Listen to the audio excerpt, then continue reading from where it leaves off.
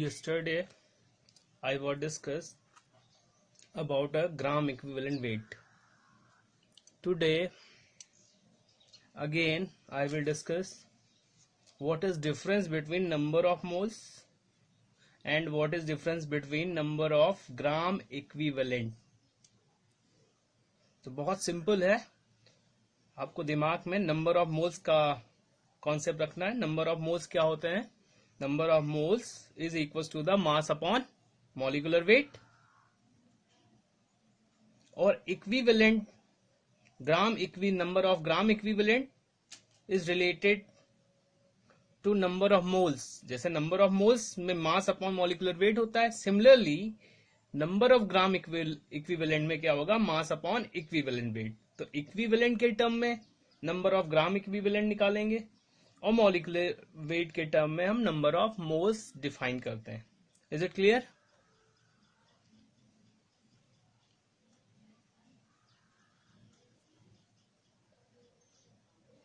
तो number of gram equivalent. अब इससे रिलेटेड कुछ न्यूमेरिकल्स हैं आपके पास. Find number of gram equivalent present in 0.4 gram of NaOH, 0.98 gram of H2SO4 and 53 gram of Na2CO3. तो very simple, this is given mass. Number of equivalent निकालने, formula is this, and this is number of gram equivalent is equals to the mass is given 0.4 and equivalent mass क्या होगा? NaOH का 40 आता है, sodium 23, 16 for hydrogen, 16 for oxygen and hydrogen 1, that is 40. Clear? एक OH है तो इसकी acidity क्या हो जाएगी? 1 से डिवाइड होगा, उतना ही रहेगा. कितना आ गया?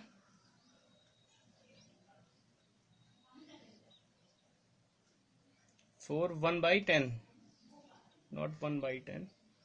नंबर ऑफ ग्राम इक्विवेलेंट इसका हो जाएगा 0.4 is this.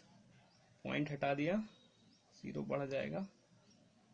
This is 1/100. 1/100 1 into 10 to the power -2 gram equivalent हो गया, 0.001.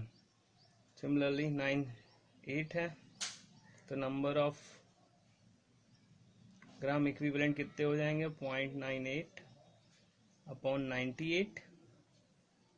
ओके, 98 तो होता है, बट बाई 2 इसकी बेसिसिटी क्या होगी? 2 होगी, तभी तो इक्विवेलेंट वेट निकलेगा. Equivalent weight is equal to the molecular weight upon basicity. This is acid. तो 0.98 अपॉन 49, 2 times 2 upon 10, 0.2 आएगा. ओके, इसी तरह आपका ये क्वेश्चन भी होगा. अच्छा, next question is find number of gram equivalent present in 3 moles of H2SO4. इस क्वेश्चन में हमको मोल्स दे दिए गए हैं. तो अगर मोल्स दे दिया जाता है तो number of gram equivalent we already know that mass upon equivalent weight. Clear? और mass upon molecular weight into x factor, जो मैंने बताया आपको. अगर इसको हम डिवाइड करें, मीन्स इसको हम एक्सपेंड करें, तो एक्सपेंड करने में ये आपका हो जाएगा mass upon molecular weight. Molecular weight क्या है? Molecular weight into x factor. तो number of gram equivalent is equal to the number of, अब ये क्या होता है? ये नंबर ऑफ मोल्स होते हैं, और ये आपका क्या हो गया? X as a factor. Equivalent weight के लिए मैंने क्या फॉर्मूला बताया था? Mass molecular weight upon x factor. ठीक है ना? तो वो हम यहां पे रखेंगे. तो आपका क्या आ जाएगा? Number of gram equivalent is equal to the number of moles into x factor. तो यहां से हम डायरेक्ट निकाल सकते हैं कि अगर नंबर ऑफ मोल्स दिए हों find the number of equivalent present in 3 moles of, तो अगर डायरेक्ट मोल दिया हुआ है तब हम डायरेक्ट भी निकाल सकते हैं। इसके लिए नया फॉर्मूला है, तो you have to note in your copy. जैसे for example number of gram equivalent पता करने थे, तो नंबर ऑफ मोल्स कितने हैं, number of moles is 3 and x factor क्या होगा इसके लिए, x factor means balance factor क्या होगा, this is dibasic acid, this is 2, तो ये आपका क्या आ जाएगा, number of gram equivalent is 6। Clear ना, 3 into 2 that is 6 gram equivalent. And this is also the relation between the number of gram equivalent, number of moles and factor x. Clear to everyone? And next one topic is, ये एक reaction मैंने आपको दी है, जैसे आपका H2SO4 react with the 2NaOH sodium sulphate, तो बहुत ही important phenomena होता है ग्राम इक्विवेलेंट मास का या ग्राम नंबर ऑफ ग्राम इक्विवेलेंट का। जब भी हम रिएक्शन करते हैं तो रिएक्टेंट में जो मोल बताता है, इसे फॉर एग्जांपल H2SO4 NaOH को जब मैंने रिएक्ट कराया तो क्या फॉर्मेशन आया, sodium sulphate and water. Clear? But कितना H2SO4 कितने NaOH के साथ कंज्यूम हुआ ये हम नहीं पता कर पाएंगे जब तक ये इक्वेशन बैलेंस नहीं करेंगे। आफ्टर बैलेंसिंग हम बता सकते हैं कि कितना H2SO4 NaOH के साथ कंज्यूम हुआ, तब ये प्रोडक्ट्स बने। जब तक हम बैलेंस नहीं करेंगे तब तक हम नहीं बता पाएंगे। तो कहीं ना कहीं पर होता क्या है कि जो मोल का फिनोमिना थोड़ा लैक करता है। फॉर एग्जाम्पल जैसे मैंने ले लिया, अब जब बैलेंस करेंगे तब हमको पता चलेगा कि 1 मोल जो है 2 मोल के साथ कंज्यूम होके sodium sulphate and water formation में बनेगा। But in case of gram equivalent ऐसा नहीं है। ग्राम इक्विवेलेंट का फिनोमिना ये कहता है कि 1 ग्राम इक्विवेलेंट, कोई भी 2 रिएक्टेंट अगर रिएक्ट कर रहे हैं तो वो 1 ग्राम इक्विवेलेंट 1 ग्राम के साथ रिएक्ट करेगा। 1 ग्राम इक्विवेलेंट हमेशा 1 ग्राम के साथ, कैसी भी केमिकल रिएक्शन हो उसमें 1 ग्राम इक्विवेलेंट 1 ग्राम इक्विवेलेंट के साथ ही रिएक्ट करता है। यही फिनोमिना ग्राम इक्विवेलेंट बताता है।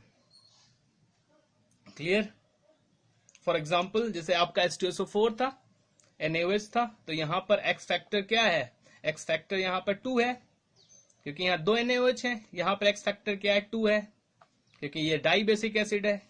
अभी मैंने आपको फॉर्मूला बताया कि gram equivalent, number of gram equivalent is equal to the moles into x factor. तो एक्स फैक्टर यहां मोल्स कितने हैं, 2 मोल है, और एक्स फैक्टर कितना है यहाँ पे, एक्स फैक्टर यहाँ पे इसके लिए क्या होगा भाई, यहाँ पे कितने मोल्स हैं, 2 मोल्स हैं, एक्स फैक्टर यहाँ पर 1 होगा। इसके लिए एक्स फैक्टर क्या होगा, नंबर ऑफ मोल्स 1 होगा, तो सॉरी 2 होगा। एक्स फैक्टर यहाँ पे 2 है और कितने मोल्स है, 1 है, कितना आ गया 2।